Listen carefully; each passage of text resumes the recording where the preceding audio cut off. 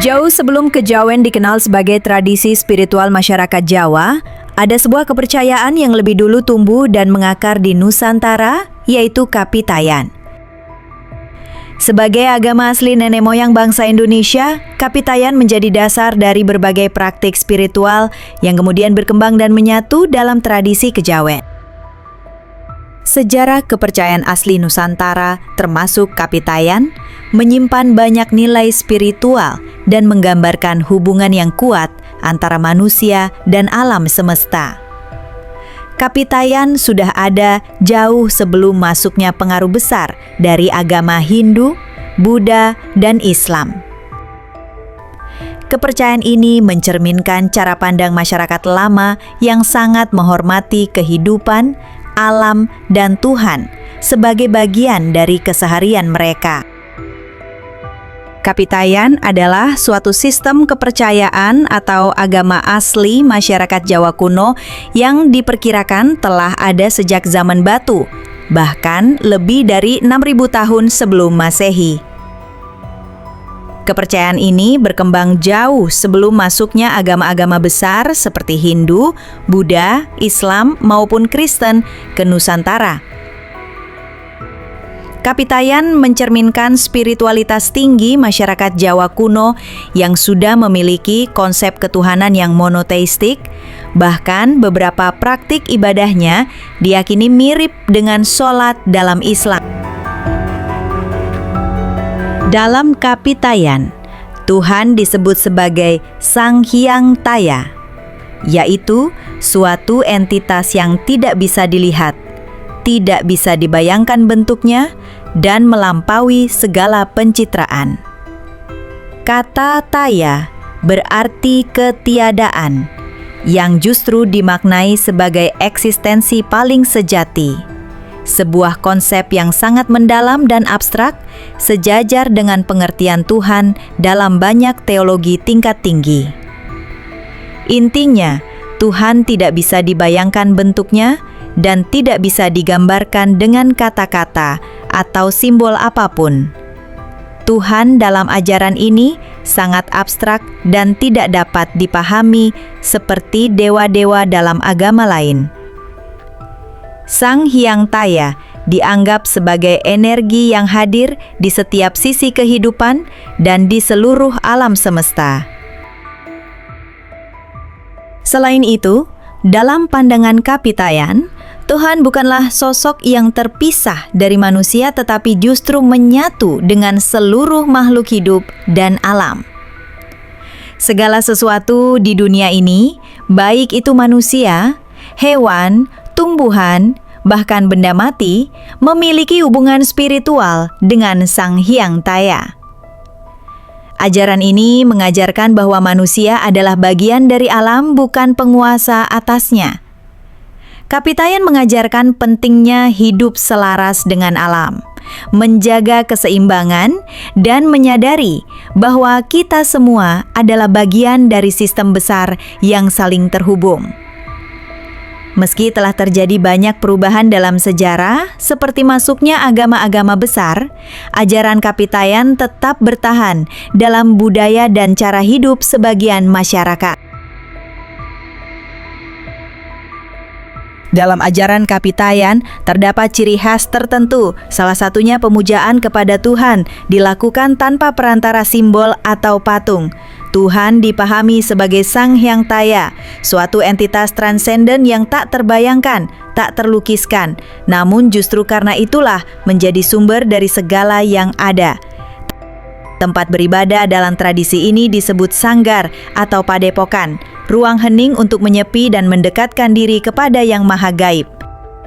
Menariknya, arah sembahyang dilakukan menghadap ke timur, ke arah matahari terbit, yang dimaknai sebagai lambang pencerahan dan asal kehidupan.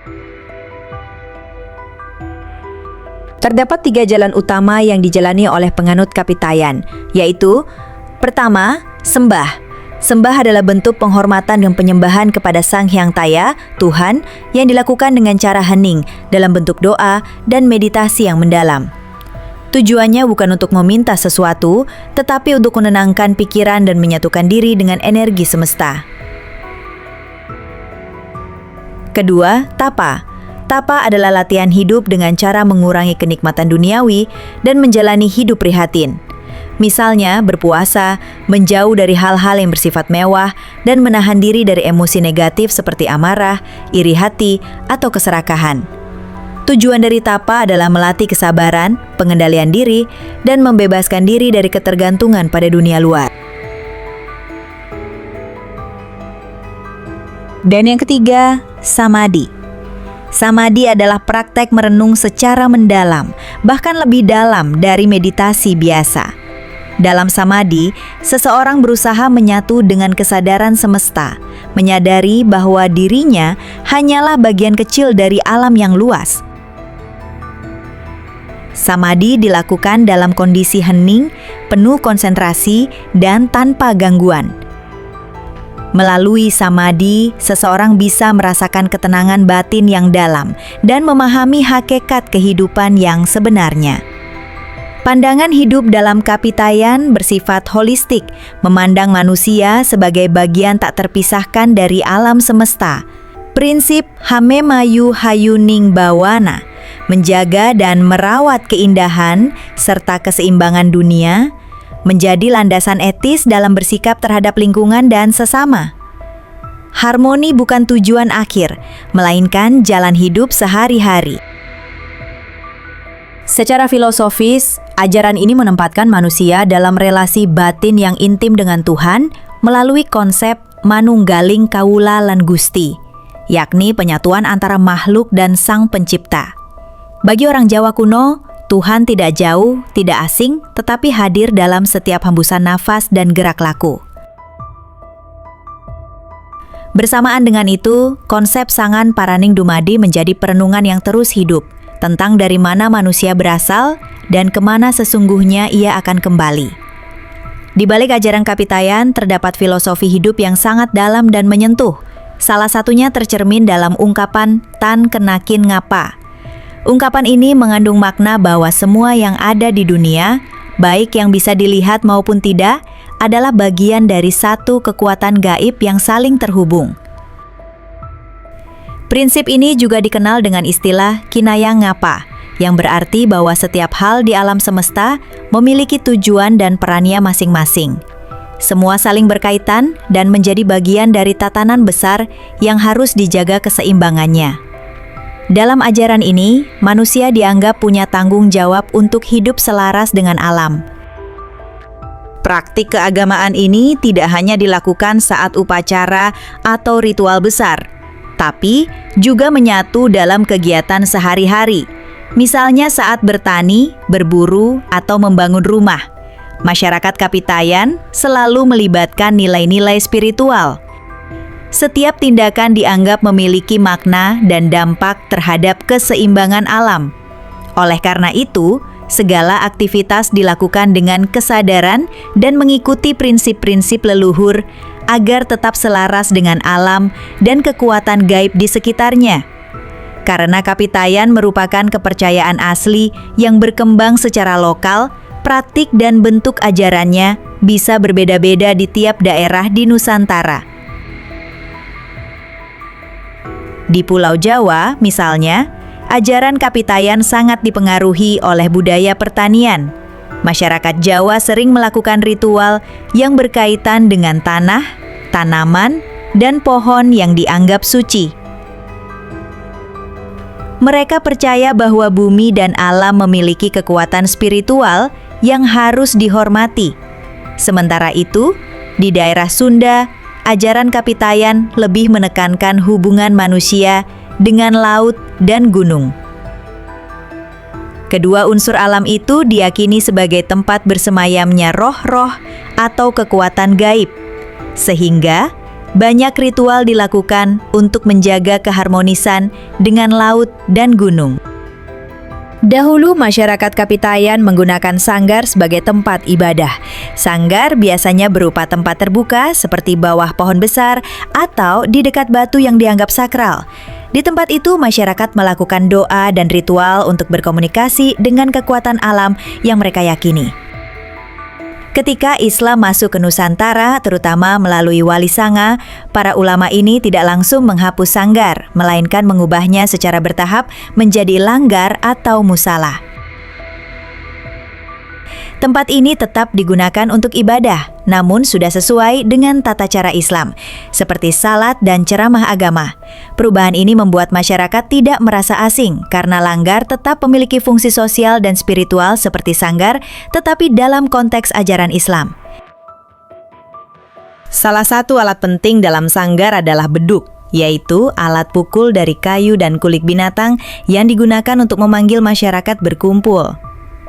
Saat Islam datang, beduk tetap digunakan, tapi fungsinya diubah sebagai penanda waktu sholat di masjid atau langgar. Hal ini menunjukkan bahwa Islam tidak serta-merta menolak budaya lokal, tapi justru mengadaptasinya dengan ajaran baru. Maka, beduk menjadi simbol perpaduan antara tradisi lama dan ajaran Islam. Sebelum Islam datang, masyarakat Kapitayan sudah mengenal ritual selamatan. Sebuah perayaan yang dilakukan saat kelahiran, pernikahan, kematian, atau peristiwa penting lainnya. Dalam selamatan biasanya ada nasi tumpeng, yaitu nasi berbentuk kerucut yang melambangkan gunung dan digunakan sebagai simbol syukur kepada kekuatan alam.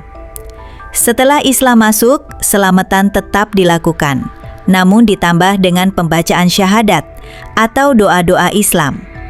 Masyarakat tidak merasa asing dengan ajaran Islam karena nilai-nilainya, seperti syukur dan menghormati kekuatan yang lebih tinggi, sudah mereka kenal sejak lama melalui Kapitayan. Beberapa simbol dalam budaya Jawa berasal dari ajaran Kapitayan.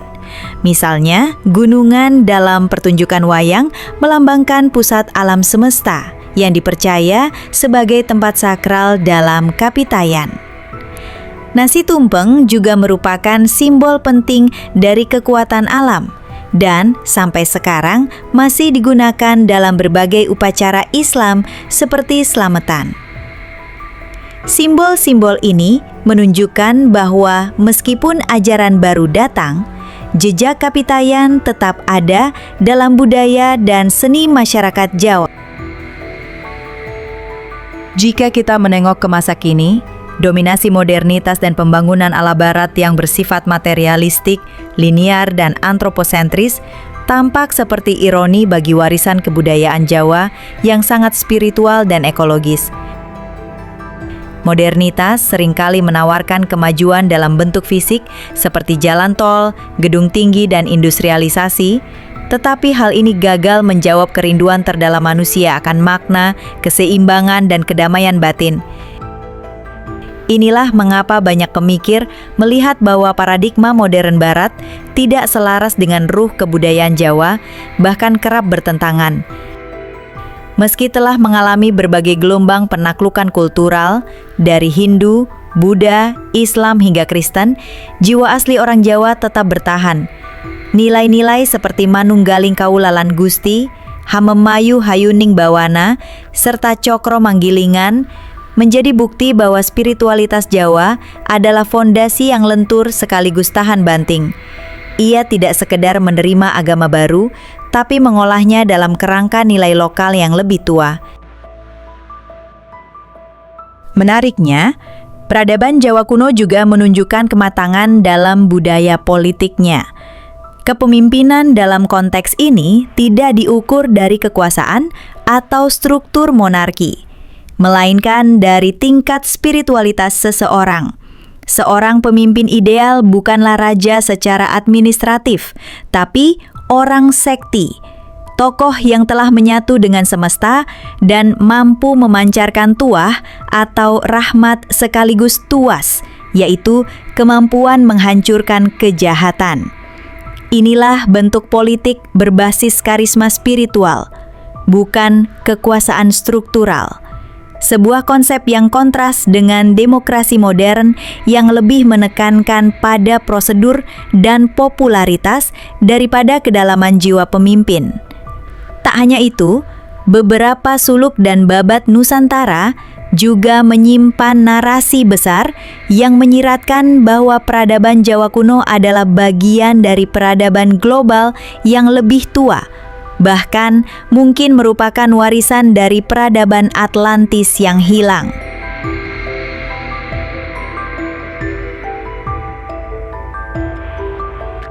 Penemuan artefak kapal pada lapisan gambut di kawasan Sundaland yang terbentuk sejak 15.000 tahun lalu menguatkan asumsi ini, bahwa kita tengah berdiri di atas jejak-jejak peradaban besar yang tenggelam, namun meninggalkan nilai-nilai spiritual yang terus berdenyut dalam budaya Jawa hingga kini. Memahami Kapitayan bukan sekadar mengungkap sejarah kepercayaan kuno, tetapi membuka mata terhadap akar spiritualitas Nusantara yang telah lama dilupakan. Ini adalah kritik diam namun tajam terhadap modernitas yang memuja kemajuan material namun miskin makna.